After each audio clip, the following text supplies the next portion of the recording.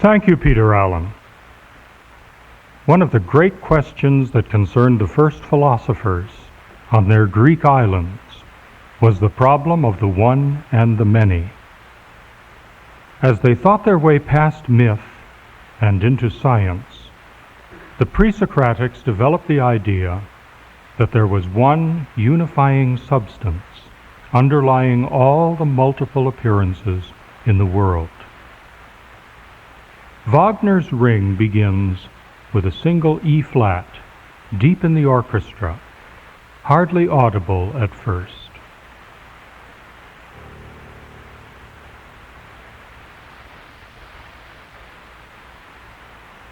Then a B-flat hovers over it for several bars.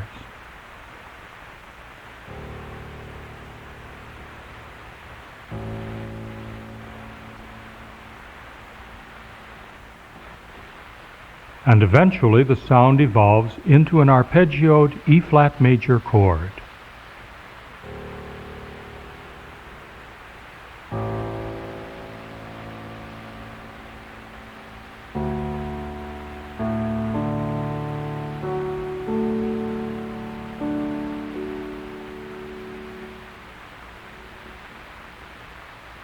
Wagner told Franz Liszt that opening music represented the beginning of the world. Commentators have called it the motif des Urelementes, the motif of the primal element, nature not yet separated into the elements of earth, air, fire, and water. But soon the theme is quickened by orchestral undulations. The unidentifiable substance evolves into water, the element the first of the philosophers, Thales, said was the source of all things.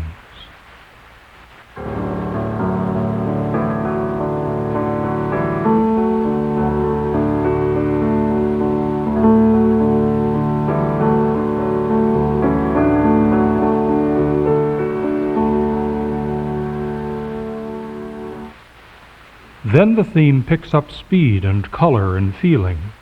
We are in specific waters, the depths of the Rhine.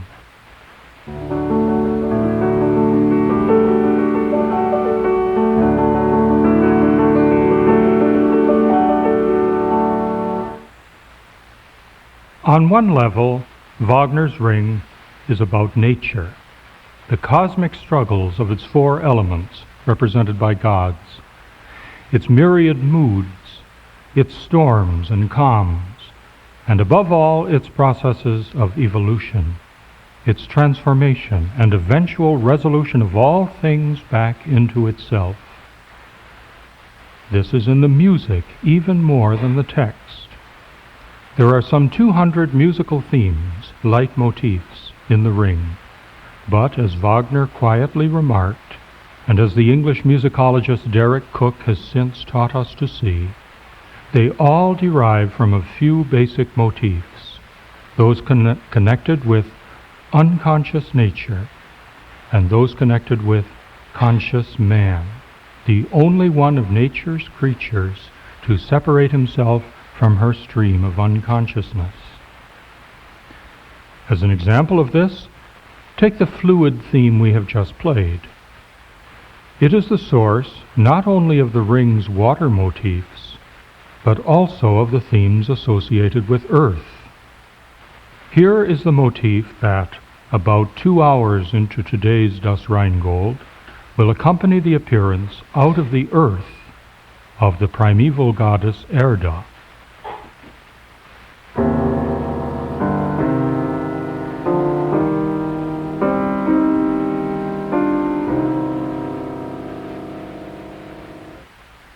That earth music is clearly derived from our elemental water theme, and here is the motif to appear in subsequent Ring operas of Earth's age-old ash tree.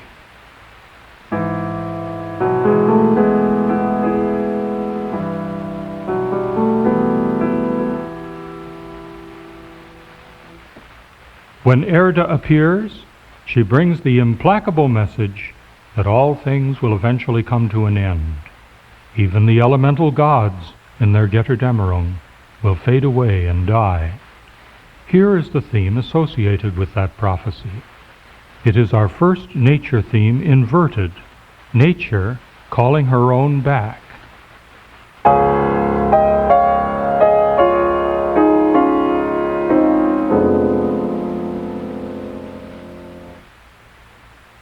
If water and earth are both manifestations of one underlying undifferentiated substance, then we ought not to be surprised if, in the sparkling, pristine world Wagner conjures up, there are musical correspondences between water and earth, river and forest. There are, in fact, some astonishing correspondences between the scene at the bottom of the Rhine, which we will soon hear today, and the beautiful forest murmurs scene we will hear in Siegfried in a few weeks' time. Here is how Wagner suggests in Rheingold the radiance of the waters.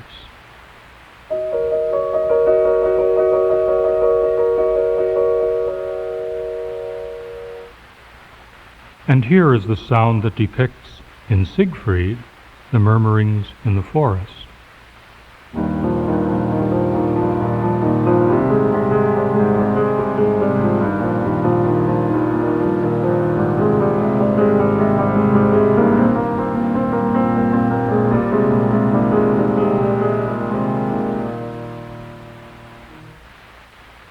Here in Rheingold is the cry of the creatures in the waters.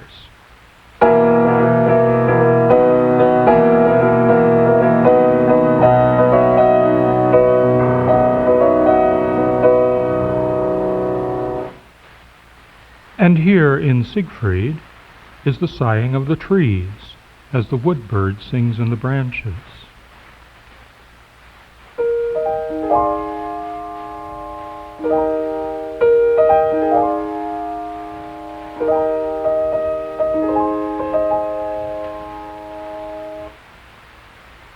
Here in Rheingold is the song of the Rhine maidens.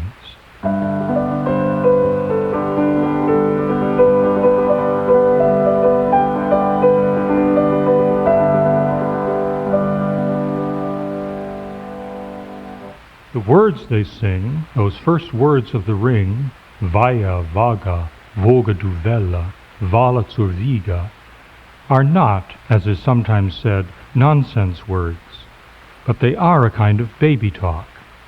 Wonder waters, wander you wave, waft to the cradle. As the music evolves out of its E-flat fundament, so the words gradually shape themselves out of alliterative patterns, the syllabic beginnings of wonder, wander, and water, as before our eyes the world evolves from the cradle of the waves. The song of the Rhine maidens is a lullaby to the newborn world.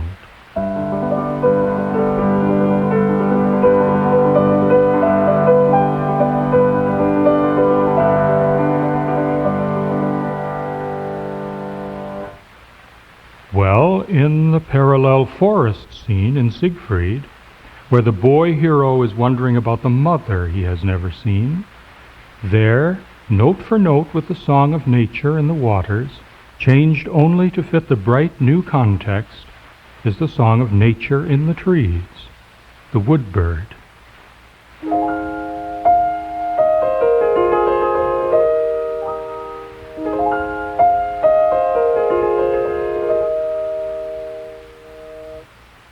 The forest murmurs scene in Siegfried is a return in innocence and sweetness to the preternatural wonder of the river waters seen at the opening of Rheingold.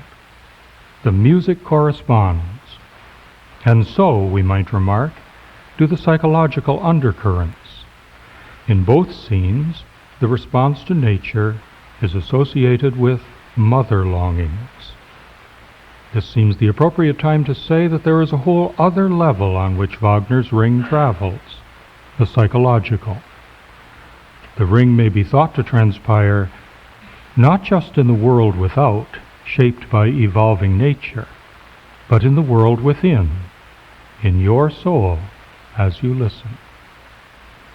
The music of the two scenes awakens something of ourselves in us, not just because it is beautifully composed, but because it is intuitively right. It intimates that man, in the beginning, was one with nature, with a maternal nature not yet corrupted, harmoniously and perfectly at one, even to the elemental fusion of water and earth. In poetry, the association of liquid and vegetative images has always had this deeply emotive force.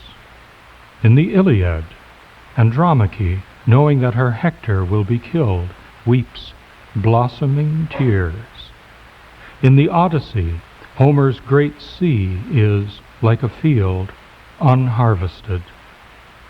Horace's odes, as I have pointed out to generations of students, are poems shot through with associated images of rivers and trees, wine and roses, springs and forests, all of them images of man's mortality. In the Psalms, the just man is a tree planted by running water, and the exiles hang up their harps on the aspens by the rivers of Babylon. In Wagner's Tristan und Isolde, she, awaiting him, hears the hunting horns, first as the rustling of leaves, then as the splashing of fountains. And he, awaiting her, imagines her coming across the sea, walking on waves of flowers. In Die Meistersinger, the hero, associated with Adam, adds verse on verse to his prize song as his beloved, whose name is Eve, appears to him under trees and beside a rippling stream. We cannot but respond to these associations. There is something in us that still longs for lost innocence and union with nature. So far in these considerations, we've spoken of external nature, or the inner psyche, as innocent and unaware of itself. But gleaming through the waters in the opening scene of Rheingold is a mysterious light, a kind of golden eye, the Rhine's gold. It's a wonderful symbol of the light of consciousness buried deep within unconscious nature.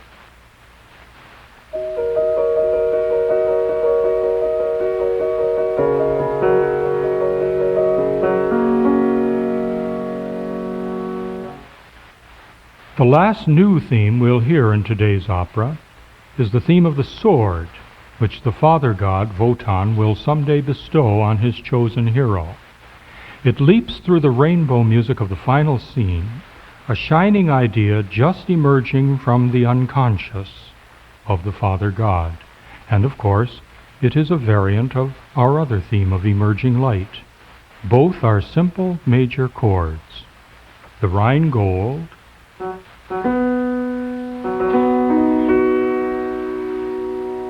and the father's sword.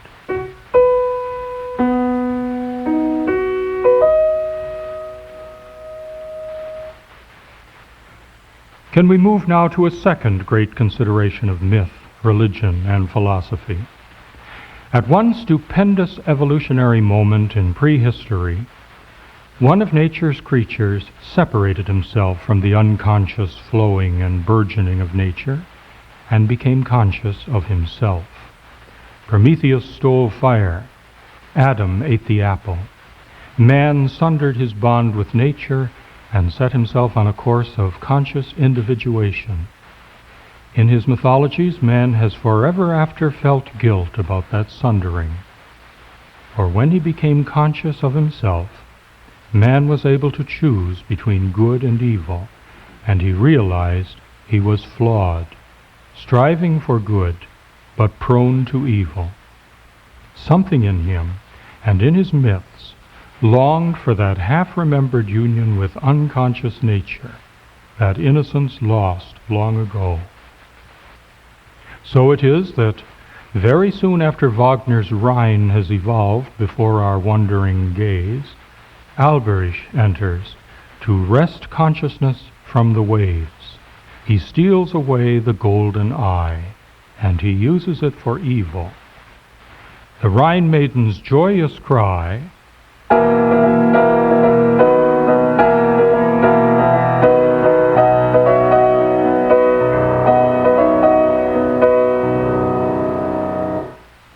is changed to this theme of the world's enslavement.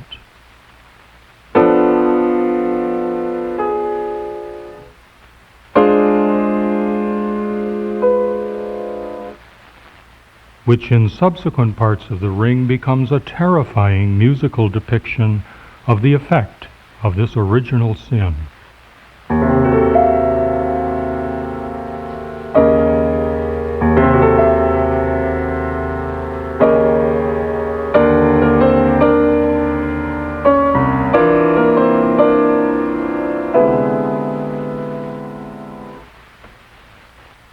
Only at the end of the ring, when all is righted at last, is the sin absolved.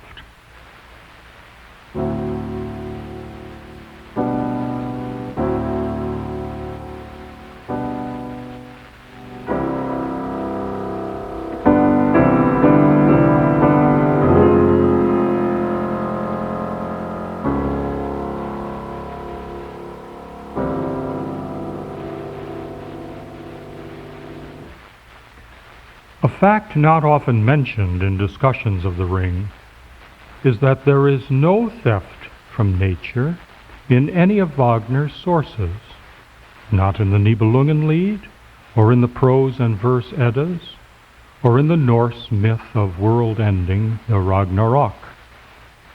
Nor are there any Rhine maidens in the sources, or any earth goddess. In the ring, Wagner is reforging his German and Norse stories, aligning them with the creation and destruction and original sin myths of world mythologies. And he is feeling his way into new revelations. For example, through most of the ring, Alberich appears to be the original sinner, the first to have wrested consciousness from nature. But by the fourth opera, Götterdämmerung, we hear confirmed what we have long since begun to suspect, that another, greater figure before Alberich committed a similar act, and is also, for all his attempts at justice, a source of evil in the world. This, of course, is Wotan. The orchestra tells us that there is a connection between the power of Alberich and the power of Wotan, and we hear this as early as the first change of scene in today's opera.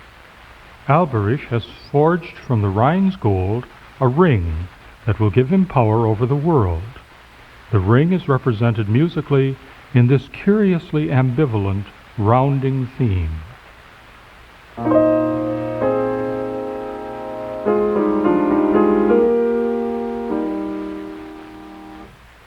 Then, as the scene changes from the river's depths to heaven's heights, the ring motif transforms itself gradually.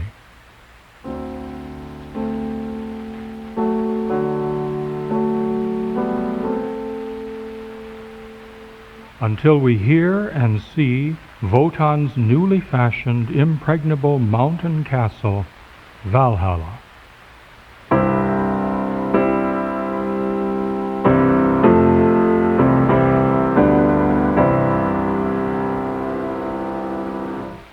So the music implies that both Alberich and Wotan are shaping nature into power for world domination. Alberich and Wotan are also associated in another important musical motif and another of the ring's great concerns, love. Neither Alberich nor Wotan knows that love, and not power, is the one truly creative force in the world. A solemn, unforgettable theme sounds when Alberich first hears that he must forswear human love in order to possess for himself the Rhine's gold. The same theme sounds in later operas to express Wotan's sadness at the loveless price he has to pay for world domination.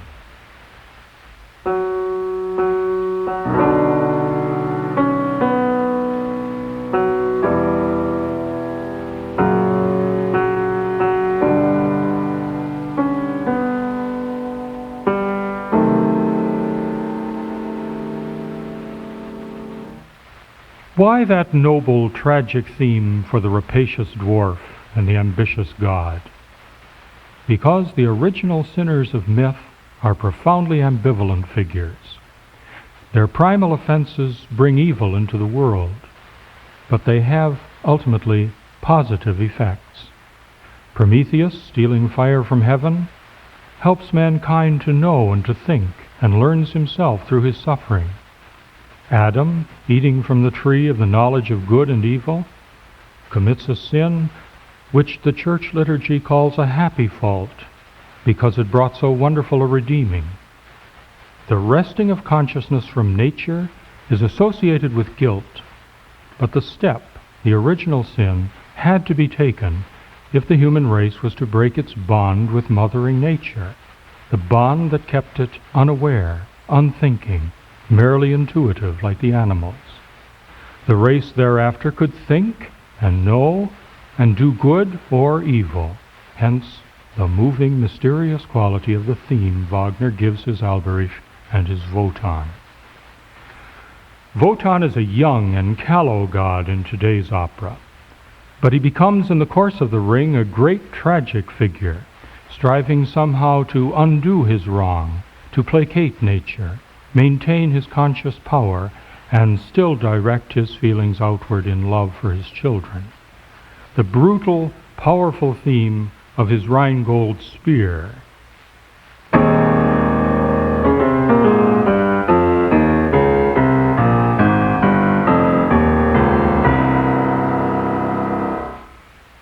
That theme will, in Die Valkyrie, be reshaped, the downward thrust of it interrupted.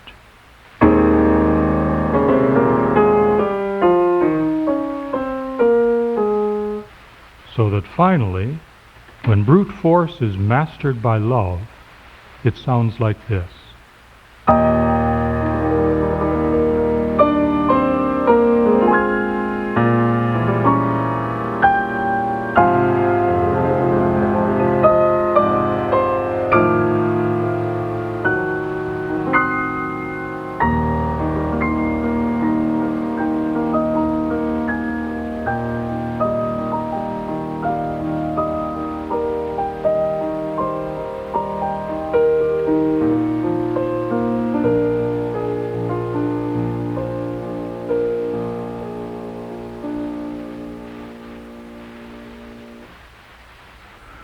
So, as we listen this afternoon to the first uninterrupted 2.5 hours of the vastest musical structure known to man, we should bear in mind that it raises the great questions thinking man has asked. Questions about a dimly remembered universal creation and a fearfully anticipated universal destruction. Questions about the fallibility of human nature and the uses of power and the wonderful healing potential in the greatest of all human passions, love. No one interpretation can adequately encompass a work so vast as The Ring, and there is something to be said for modern productions that set it not amid pristine rivers and trees, but in the 19th century, amid the industrial and other revolutions, or in some corrupt 20th century metropolis, or amid some future Star Wars. But these are all, in the end, limiting concepts. The Ring is anchored in no century. Wagner intended, when he began it, a parable of one moment, his own, in the history of the world. But he soon realized, as he prefaced the text of Götterdämmerung with Siegfried, and that with Valkyrie, and that with today's Rheingold, and only then started composing, he soon realized that The Ring was his artist's conception not of a moment in the world's history, but of the essence of the world in all its moments, beginning to end. The best productions set The Ring in the timeless prehistory Wagner set it in. And if my remarks here seem remote from the rings you may have seen anywhere from Salzburg to Seattle, I'll support my words by letting Wagner speak. From the moment, he says, when man perceived the difference between himself and nature, and so began his own development as man by breaking loose from the unconsciousness of natural animal existence and passing over into conscious life. When he therefore set himself in opposition to nature and developed the faculty of thought, from that moment error began as the first expression of consciousness. But error, Wagner continues, is the father of knowledge. And he concludes, this is the history of the human race, from the myths of earliest times down to the present day. Wagner also said, and I as a commentator must take this to heart, to make my intention too obvious would get in the way of real understanding. He didn't want explanations.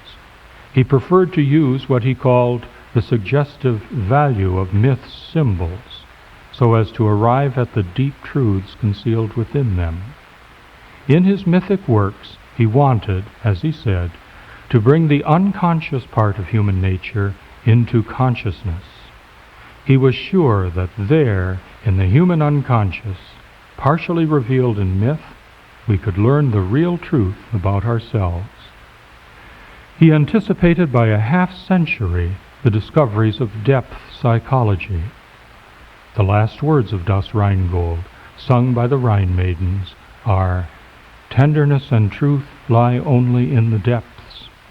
Everything above is harsh and false."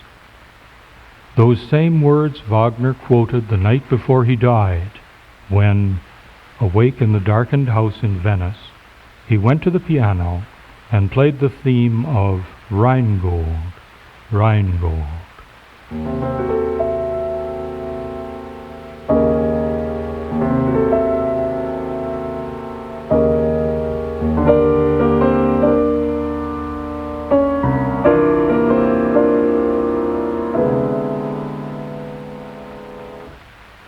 "I am kind to them," he said, as he returned to his room, "those creatures of the waters."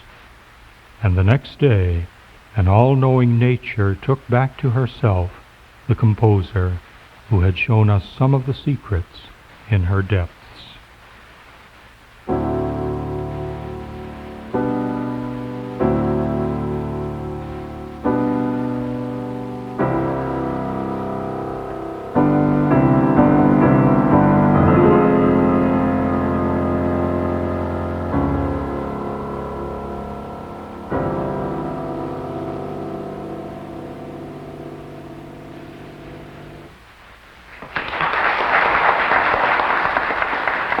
Thank you, Father Lee.